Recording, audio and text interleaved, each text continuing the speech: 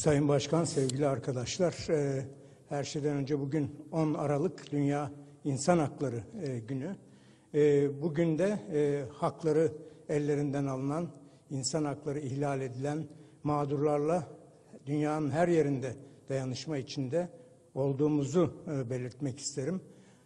Tıpkı bunun gibi İnsan Hakları Evrensel Beyannamesi'nin girişinin 3.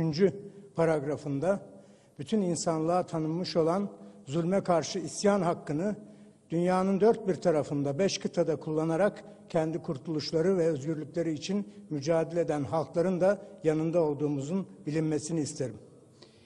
Sevgili arkadaşlar, bugün Dünya İnsan Hakları Günü'ne girerken ne yazık ki Türkiye'deki tablo, her ne kadar hükümetimiz bu anayasa oylamasından ve seçimlerden sonra Türkiye'nin demokrasi alanının genişlediğini söylemeye devam etse de işkence yasağı ihlallerinin sürdüğü, işkence yasağını ihlal edenlerin cezasızlığının sürdüğü, özel yetkili mahkemelerinin adil yargılanma hakkını sürekli olarak ve sistematik olarak ihlal ettiği, keyfi ve uzun tutuklamalarla düşünenlerin, mücadele edenlerin, siyaset yapanların haklarının baltalandığı bir yıl oldu. Bu yıl içerisinde cezaevlerinde toplam 384 ceza ve infaz kurumunda 124.074 tutuklu ve hükümlü var. Bu rakam tek başına hiçbir anlam ifade etmeyebilir eğer bir kıyaslama yapmazsak. 2001'de Türkiye'de 55.209 tutuklu ve hükümlü vardı. 10 yılda Türkiye'nin nüfusu sadece %4.2 artarken cezaevi nüfusu %250 arttı. Yani Adalet Bakanlığı çalıştıkça suçlu üreten bir bakanlık halindedir. Adalet Bakanlığı'nın bütçesinin artışı kadardır Türkiye'deki tutuklu ve hükümlü sayısındaki artış. 2001'deki Adalet Bakanlığı bütçesine nazaran 2012'de teklif edilen bütçe 2,5 kat artış göstermektedir. Demek ki Adalet Bakanlığı bütçesini reddetmek gerekmektedir ki tutuklu ve hükümlü sayısındaki artış dursun. Bir ülkede hem demokratik haklar ve özgürlükler gelişmeye devam edecek hem de tutuklu ve hükümlü sayısı 10 yılda 2,5 kat artacak. Nüfus artışına oranla tamamen orantısız bir artışla karşılaşacağız. Bu ülkede demokrasi ve özgürlüklerin geliştiğini söylemek sadece eğer kanan birisi bulunursa kandırma olacaktır. Bu tutuklu ve hükümlülerden 6.850'si terör tutuklu ve hükümlüsü olarak tasnif edilmiştir. Bunlardan sadece 3.558'i KCK davası gerekçe gösterilerek tutuklanmıştır. 15'i belediye başkanı olan 442 seçilmiş İl Genel Meclis üyesi, belediye meclis üyesi, muhtarlar ve diğer seçilmişlerle birlikte bu 3552 kişinin yanında gazeteci ve yazar tutukluların sayısı 70, 500'ü aşkın öğrenci de hapistedir. 11 Eylül 2001'den bu yana tüm dünyada Associated Press Ajansı'nın yaptığı araştırmaya göre ki bunu yetkili hükümetlerle görüşerek, yazışarak elde etmiştir. Tüm dünyada 35.117 kişi terörden suçlanmıştır ve hüküm giymiştir. Bunların 12.089'u Türkiye'dedir.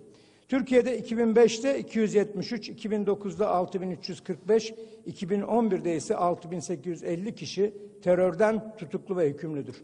Şimdi gözümüzün önüne getirelim. Bu Adalet Bakanlığı'nın çalışmaları sonucu yargıçların durmaksızın insanları siyasi kanaatlerinden ötürü tutukladığı, cezaevlerinin kapasitesinin de buna yetmediği bir bakanlığın bütçesinin 2,5 kat artırılmasının Türkiye'nin gelişmesi bakımından nasıl bir önemi olduğunu hepinizin sorgulamasını istiyorum. Adalet Bakanlığı ya da Türkiye adaleti esasen Hakimler ve Savcılar Yüksek Kurulu eliyle bu fiilleri işlemektedir.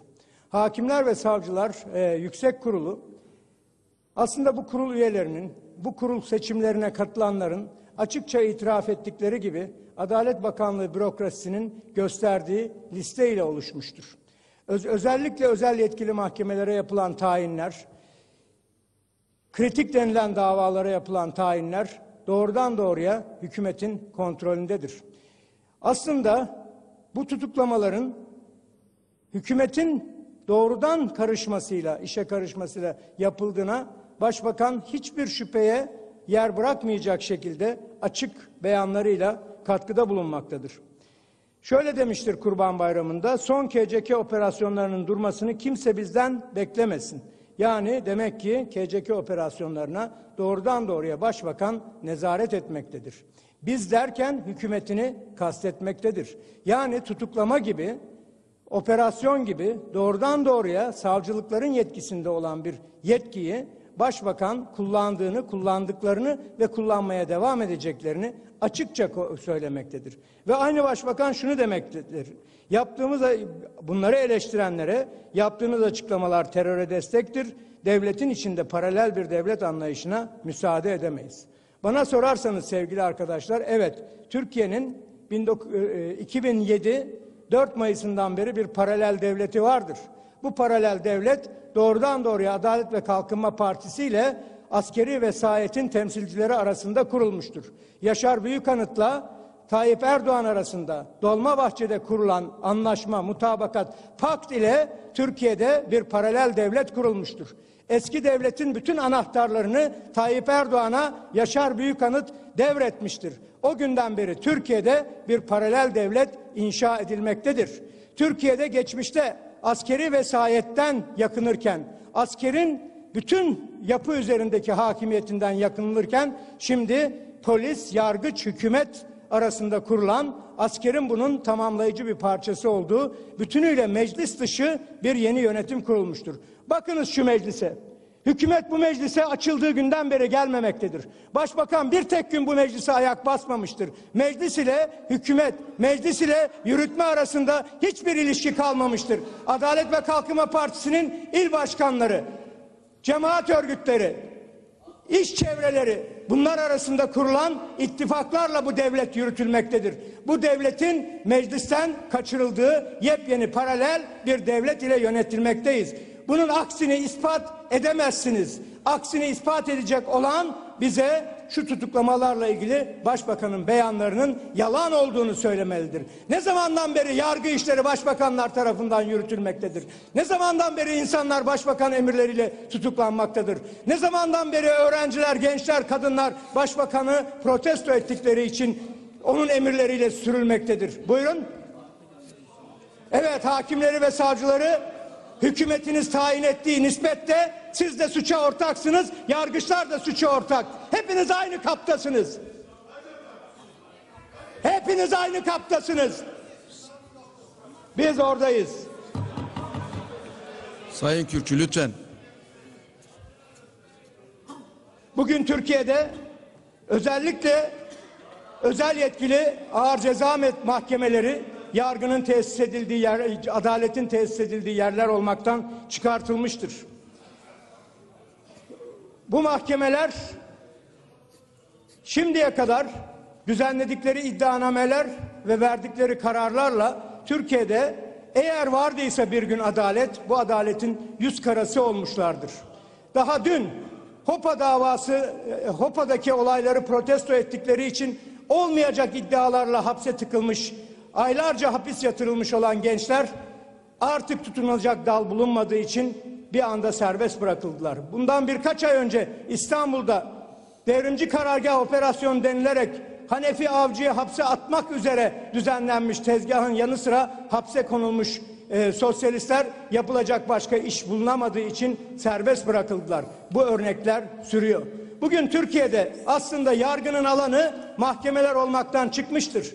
Yargı medyada başlamakta ve medyada bitmektedir. Savunmada sokakta yapılmaktadır. Şimdi bu yeni düzen,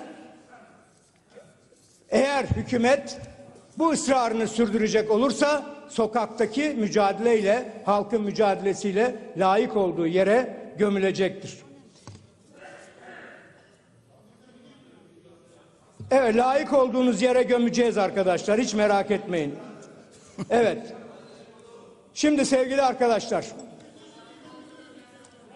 3 seçimdir yükselerek geliyoruz, geleceğiz. Sizin %10 barajlarınızı yıkarak geldik, gelmeye devam edeceğiz. Adalet değil mi? %10 barajıyla adalet kuruyorsunuz. Bravo. Lütfen. Bravo.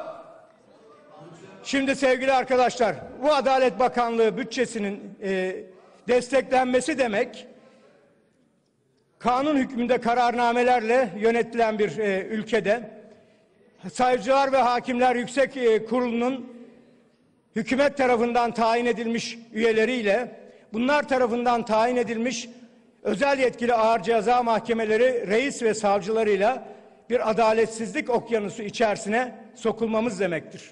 Buna karşı partimiz mücadele edecektir. Buna karşı insanlar mücadele edecektir. Hiç kimse, hiçbir yerde kanunsuz bir suç ve ceza olmaz ilkesi çiğnenerek hapse atılamayacaktır. Atılmaması gerekir. Eğer adalet olacaksa bütün bunların gerçekleştiğini görmemiz gerekir. Sevgili arkadaşlar, gerçekte ne kadar reform yaparsanız yapın, ne kadar düzenleme yaparsanız yapın, suç ve ceza yalnız ve ancak özel mülkiyetin olmadığı yerde ortadan kalkar. İnsanlar başkalarının mülküne, başkalarının çalışmasına, başkalarının alın terine el koymaya yasal olarak haklı oldukları sürece, buna haklı görüldükleri sürece asla ve asla ne adalet ne gerçekten suç ve cezanın ortadan kalkması söz konusu olabilir. Bugün Türkiye'de cezaevlerine yatanlara bakınız. Bunların %99.9'unun yoksul insanlar olduğunu göreceksiniz. Bu yoksul insanlar ya hakları için ayağa kalktıkları ya da hakları için ayağa kalkmasını bilmedikleri için bugün cezaevlerindedirler. Ve onları cezaevinde tutmak için gene yoksullar istihdam edilmektedir. Adalet piramidinin en altında binlerce cezaevi görevlisi son derece düşük ücretlerle 4C faslından istihdam ile açlık ve yoksullukla yoksulları hapsetmek için mecbur kılınmaktadırlar. Bu ceza düzeni, bu adalet düzeni bir reformla düzelemez. Ama adaletin, yargının, yasallığın, evrensel kurallarının da Türkiye için geçerli olabileceği bir dönem gelecektir. Bu dönem Adalet ve Kalkınma Partisi dönemi olmayacaktır. Bu dönemin ufkunda daha çok adalet yoktur. Bu dönemin ufkunda daha çok adaletsizlik, daha çok baskı vardır. Çünkü bütün dünyayı saran büyük kriz, kapitalizmin büyük krizi eninde sonunda Türkiye'nin kapısını çalacaktır. Bu krizin kapıyı çalacağını bütün iktisatçılar, Adalet ve Kalkınma Partisi'nin iktisatçıları da söylemektedir. Bu kriz Türkiye'nin kapısını çaldığında devletin ve hükümetin çalışanların direnişlerini, baş kaldırılarını, itirazlarını bastırmak için daha çok hapishaneye, daha çok polise, daha çok güvenlik görevlisine ihtiyacı olacaktır.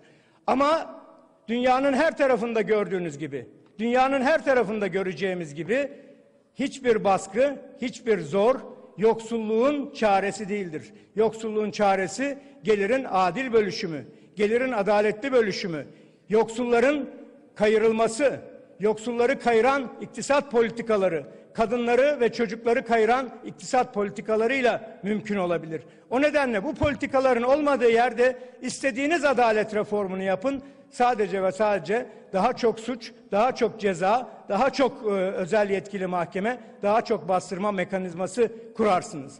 O nedenle ben heyetinizin, meclisimizin bu Adalet Bakanlığı bütçesini reddetmesini, bu adalet anlayışını reddetmesini, hükümetin, başbakanın doğrudan doğruya elinin girdiği bütün bu özel yetkili davalar, mahkemeler, yargılamalar sürecinin son bulması için meclisimizin harekete geçmesini sizlerden talep ediyorum. Adalet ve Kalkınma Partili arkadaşlar, size de söylüyorum, yerinizden çok bağırıyorsunuz ama adalet size de lazım olabilir, olacaktır. Çok oldu, bunu biliyorsunuz.